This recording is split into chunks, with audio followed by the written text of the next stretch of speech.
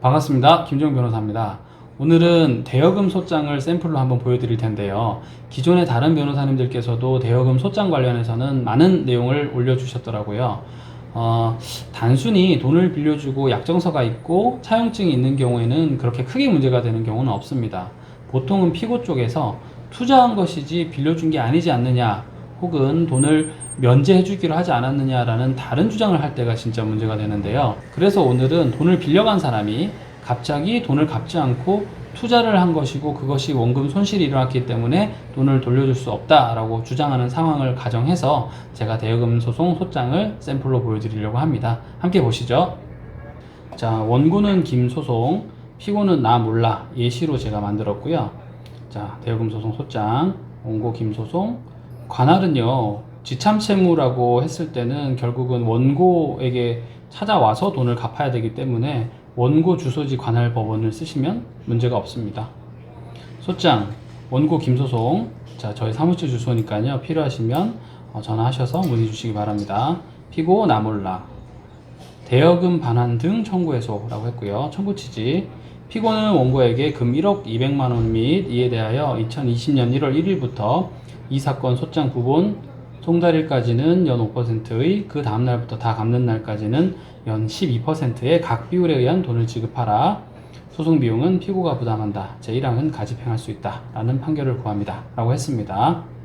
원금은 1억이라고 가정을 했고 이자는 200만원이라는 가정하에서 작성된 소장입니다.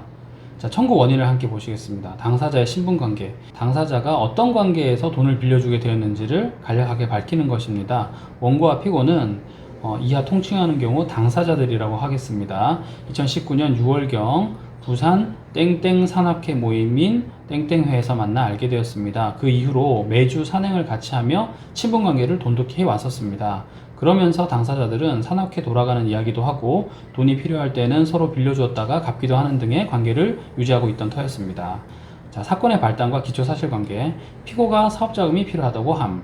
피고는 2019년 9월 말경 원고에게 급히 사업자금이 필요하다고 1억을 빌려줄 것을 부탁하였습니다. 원고는 평소 산악회에서 친하게 지내던 친구가 사업상 급히 자금이 필요하다고 하기에 평소의 친분관계를 믿고 큰 돈을 빌려주기로 마음을 먹게 되었습니다. 라고 쓰는 거죠. 피고는 원고가 피고에게 1억을 대여해주면 피고 자신이 대표이사로서 운영하고 있는 A법인의 사업 자금으로 사용할 것이고 피고 명의의 아파트도 있고 A법인의 자산도 충분하므로 원금과 이자를 틀림없이 지급해 줄 수 있다고 원고를 안심시켰습니다. 안심을 시켰으니까 돈을 빌려줬겠죠. 담보 없이. 자, 1억 원에 대여. 결국 원고는 2019년 10월 31일 피고에게 금 1억 원을 대여하였고 상환 조건은 2019년 11월 30일에 5천만 원 및 이자 100만 원을 상환하고 2019년 12월 31일에 5천만 원 및 이자 100만 원을 상환하는 것으로 하였습니다. 이하 상계와 같은 약정을 이 사건 약정으로 체행하겠습니다. 자, 별도의 차용증서는 작성하지 않았고 2019년 10월 31일에 피고가 지정해준 계좌인 땡땡은행 계좌 예금주는 A법인으로 1억 원을 이체하여 주었습니다. 라고 하면서 갑제 1호증 계좌이체 내역서를 첨부하시는데요. 여기서 문제가 될 만한 게 이제 보이죠. 원고는 피고에게 돈을 빌려줬다라고 하는데 실제 계좌이체는 다른 사람의 명의인 경우가 있습니다. 피고가 법인에 사용할 돈이라고 하면서 처음부터 법인 명의 통장을 달라고 했으니까 여기서는 법인에 송금한 경우를 제가 가정했는데요. 생각해 보시면 보통 이렇게 친한 관계가 되고 난 이후에 돈을 빌려줄 때 차용증서나 약정서를 쓰지 않지 않습니까? 그러면은 그 사이에 이루어졌던 통화 내용, 카카오톡 내용, 문자 내용에 대해서는 약정이 있었다는 사실을 입증할 정도로 충분히 제출하시는 것이 필요합니다. 만약에 이런 약정 내용을 충분하게 입증하지 못한다고 한다면 적어도 그 정황 사실은 충분히 입증하시고 이체 내역을 제출하시는 것이 필요합니다. 아시겠죠? 3. 피고의 상환 거부. 왜 피고가 상환을 거부했는지 한번 보시죠. 자, 피고는 2019년 11월 30일에 약속한 금원인 5,100만 원이 상환되지 않아서 피고에게 전화를 하였습니다. 그런데 피고는 전화를 받지 않았습니다. 피고가 전화를 받지 않아서 원고는 A법인 사무실로 찾아가서 피고를 만났습니다. 피고는 사업상 해결할 문제가 많아서 전화를 받지 못했다고 해명하면서 자금 사정이 좋지 않으나 돈을 마련하는 대로 빨리 갚겠다고 하였습니다. 보통 이렇게 얘기하죠. 전화를 받지 않는 것은 통화 녹음 등을 회피하기 위한 수단일 수가 있습니다. 그래서 실제로 만나서 대화를 하실 때도 뭐 휴대폰을 통해서든 다른 기기를 통해서든 본인이 대화 당사자라면 그것을 녹음하는 것이 법적으로 문제가 없으니까요. 녹음을 꼭 하시기를 추천을 드립니다. 원고는 재촉해도 돈을 주지 않으면 다른 방법이 없어서 피고의 말을 믿고 기다리고 있었습니다. 자, 그런데 어떤 일이 벌어졌느냐? 마지막 돈을 치르는 2019년 12월 31일까지도 전혀 돈을 갚지 않았습니다. 나머지 돈을 입금하기로 한 날이 2019년 12월 31일이었으나 그때까지도 피고는 전혀 상환하지 않았습니다. 자, 그런데 갑자기 다른 주장을 하기 시작합니다. 다 피고는 원고가 투자를 한 것이라고 주장함. 어떻게 된 것이냐? 원고가 2020년 1월 1일부터 즉 갚기로 한 날의 마지막 날의 그 다음 날이죠. 그 다음 날부터 피고에게 전화하여 원금과 이자 1억 200만 원은 도대체 언제 받을 수 있느냐고 묻자 피고는 그때부터 태도를 돌변하여 투자를 해놓고 원금을 이야기하면 어떡하느냐는 식의 말을 하면서 피고가 원고로부터 돈을 빌린 것이 아니라 피고가 A법인에 투자를 한 것이라는 억지 주장을 하면서 원고에게 금원을 갚지 않았습니다. 자, 이런 상황이 실제로 이제 일어납니다. 카카오톡으로 당신 투자했지 언제 나한테 돈을 빌려준 거냐? 그건 투자금이 다 손실되었기 때문에 내가 돌려줄 돈은 없다. 그리고 A 법인과의 관계이지 나랑은 상관없지 않느냐. 자, 이런 얘기를 하는 사람이 실제로 있습니다. 피고 주장의 부당성. 피고 소유의 아파트가 없었음. 처음에 돈을 빌려갈 때 뭐라고 했냐면 내 소유의 아파트가 있으니까 돈 갚는 데는 문제가 없다. 이렇게 얘기를 한 거죠. 자, 그런데 피고는 원고로부터 돈을 빌려갈 당시 자신 명의의 아파트가 있으니 돈을 상환하는 것은 문제가 없다고 원고를 안심시켰습니다. 그러나 피고 주소지 아파트의 등기사항 전부 증명서를 확인한 결과 해당 아파트는 피고 소유가 아니었습니다. 보통 다른 사람 명의로 되어 있는 경우가 많습니다. 자, 피고 회사는 법인이라서 원고 채무를 대신 변제할 수 없다고 함. 피고는 A법인의 대표이사라고 하였으나 A법인의 실제 대표이사는 피고의 아내 땡땡땡으로 되어 있었고 A법인은 피고 개인 채무를 A법인이 대신 갚을 이유가 없다고 답변하였습니다. 자, 그러면서 내용 증명을 보내는 거죠. 저희는 책임이 없습니다 라고요. 원고는 주식회사와 개인이 별개의 법인격이어서 A법인에 돈이 있다고 하여도 피고의 채무를 상환할 수 없다는 것을 나중에 알게 되었습니다. 일 터지고 나서 뭐 변호사님들 찾아가서 물어보면 법인격이 다릅니다 라는 얘기를 많이 들어보실 수 있을 겁니다. 무슨 말이냐면 주식회사라는 것은 어떤 책임을 제한해주기 위해서 상행위를 열심히 하라고 특별히 만들어준 상법상의 제도를 통해서 탄생한 것이거든요. 그러니까 주식회사 자체도 별개의 인격이 되는 것이고 개인인 사람도 별개의 인격이 되는 것이라서 둘 사이에 서로 연대 채무를 지기로 하는 등의 약정이 없는 한 개인의 채무에 대해서 법인에게 그냥 책임을 물리기는 쉽지 않은 것입니다. 알아두시고요. 소결.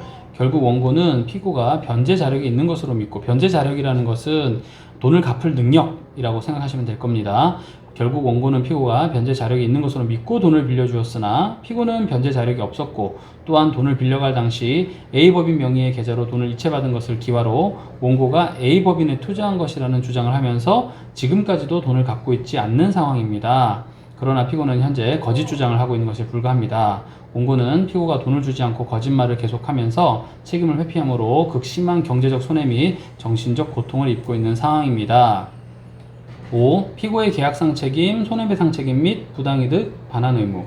피고의 계약상 책임. 피고는 원고에게 이 사건 약정에 따라 1억 200만 원을 상환하여야 하고 이에 대하여 모든 금원을 상환하기로 한 2019년 12월 31일의 다음 날인 2020년 1월 1일부터 이 사건 소장 부본 송달일까지는 민법에서 정한 연 5%의 비율에 의한 그 다음 날부터 다 갚는 날까지는 소송 촉진 등에 관한 특례법에서 정한 연 12%입니다. 수정합니다.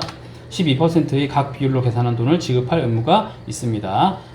피고의 불법행위에 의한 손해배상 책임. 피고는 변제 자력이 없음에도 불구하고 원고에게 변제 자력이 있는 것처럼 속여서 돈을 받아냈습니다. 피고는 원고를 기망하였습니다. 피고가 갑자기 말도 안 되는 이야기를 하면서 채무 회피를 하는 경우가 있습니다. 이건 처음부터 기망을 했을 가능성이 상당히 높죠. 그래서 보통은 사기죄로 같이 고소를 하고 진행하는 경우도 빈번하게 발생합니다. 최대한 자세하게 피고가 무엇을 속였는지에 대해서 쓰시면 좋을 것 같아요. 변제 자력을 속이는 것도 역시 기망이 해당할 수 있습니다. 그리고 용처를 다르게 밝힌 것. 예를 들어서 급하게 수술비가 필요하다라고 해서 가져갔지만 실제로 수술은 하지도 않았고, 그리고 그 돈을 다른 사람의 빚을 돌려막기 하는데 사용했다라고 한다면 이것은 사기가 될 확률이 상당히 높아지는 거죠. 그럴 때 있었던 일을 자세하게 기재하시는 것이 필요합니다. 자, 한편 원고와 A법인이 투자 약정을 하거나 투자 계약서를 쓴 사실이 없음에도 불구하고 피고는 자신의 채무를 회피하기 위하여 원고가 A법인에 투자를 한 것이라는 억지 주장을 하면서 원고의 돈을 갚지 않고 있습니다. 그로 인하여 원고가 1억 원 상당의 금원에 대하여 회수를 하지 못하고 있는 바, 피고는 원고에게 민법 제750조에 의해 불법 행위에 기한 손해배상 책임을 지므로 원고에게 금 1억 원을 지급할 의무가 있다고 할 것입니다. 자, 이 부분은 제가 코멘트를 썼는데요. 불법 행위에 의한 손해배상 책임은 기산점이 불법 행위 시에요. 이제 손해 그리고 가해자를 안날인데, 그렇게 되면 다 자세하게 녹여내게 되면 이 샘플 소장이 너무 방대해질 것 같아서요. 최우선적으로는 약정에 따른 돈을 달라라고 하는 것이기 때문에 그렇게 정리를 하고, 불법 행위에 기한 손해배상 책임을 묻는 것은 간략하게만 정리하고 넘어가겠습니다.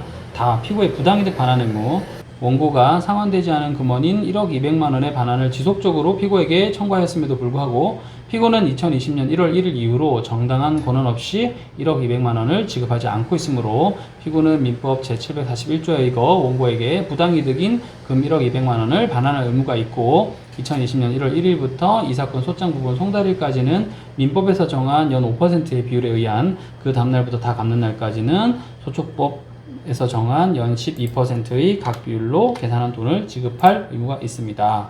결론, 상기와 같은 이유로 원고의 청구를 전부 인용하여 주시기 바랍니다 라고 정리를 했습니다. 자, 12%라는 점 다시 한번 확인하시고요. 자, 입증 방법, 갑자 1호증은 계좌이체 내역, 2호증은 등기사항 전부증명서, 3호증은 카카오톡 대화 내용, 4호증은 법인의 법인 등기사항 전부증명서, 5호증은 내용증명 등이 있는데요.